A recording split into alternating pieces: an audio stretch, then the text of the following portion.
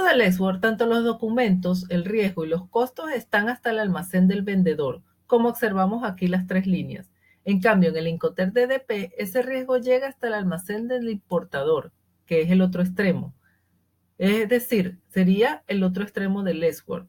Del export al DDP hay una gran diferencia. ¿Quién se beneficia con el export? El vendedor, porque su riesgo es menor, y si el riesgo es menor, los costos también son menores. En cambio, si yo voy a asumir todo el riesgo hasta llegar al almacén del importador, el riesgo es mayor y los costos son mayores. Ahora vamos a ver los Incoterm FOB, CFR y CIF. Veamos el CIF, porque este es importante para calcular el valor en aduana. Cuando yo importo hacia Perú, yo debo declarar el valor CIF más ajustes. Este valor es importante porque sobre este vamos a tributar y calcular los derechos de aduana. El FOB es importante también porque sobre el nivel FOB es que la aduana tiene su base de datos de valores referenciales. Por ejemplo, se puede dar el caso que en aduana hayan traído una importación y no sale la carga, se demora.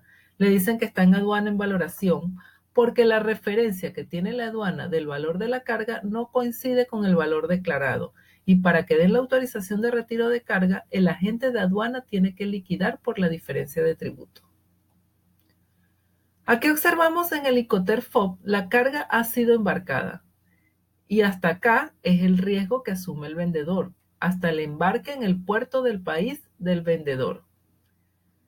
¿Qué pasaría si esta grúa, que es la grúa pórtico, por una mala maniobra deja caer la carga? ¿De quién creen ustedes que es la responsabilidad? ¿Del comprador o del vendedor? ¿Quién debe asumir el costo de la carga?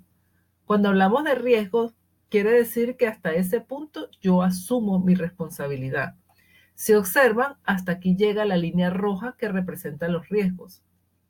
Fíjense, en el FOB, la responsabilidad del vendedor es hasta que la carga pasa a la borda del buque en el puerto de origen. Es decir, si ya pasó y ésta se cae por mala maniobra, ya no es responsabilidad del vendedor.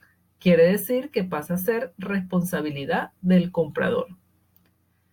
Hay que tener muy presente en qué momento ocurre el riesgo, porque cuando ocurre un siniestro, la compañía de seguros indaga qué pasó, cómo fue, en qué momento ocurrió, y ahí sabe a quién pagarle el costo de la carga, si al comprador o al vendedor. Ahora veamos el CIF.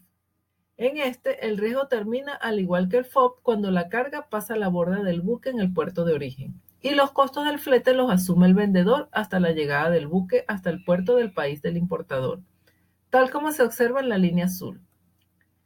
Es importante tener claro hasta dónde llega el riesgo del vendedor y del comprador, hasta dónde son los costos que debe asumir cada uno y finalmente los documentos de exportación y los que exige la aduana para nacionalizar la carga.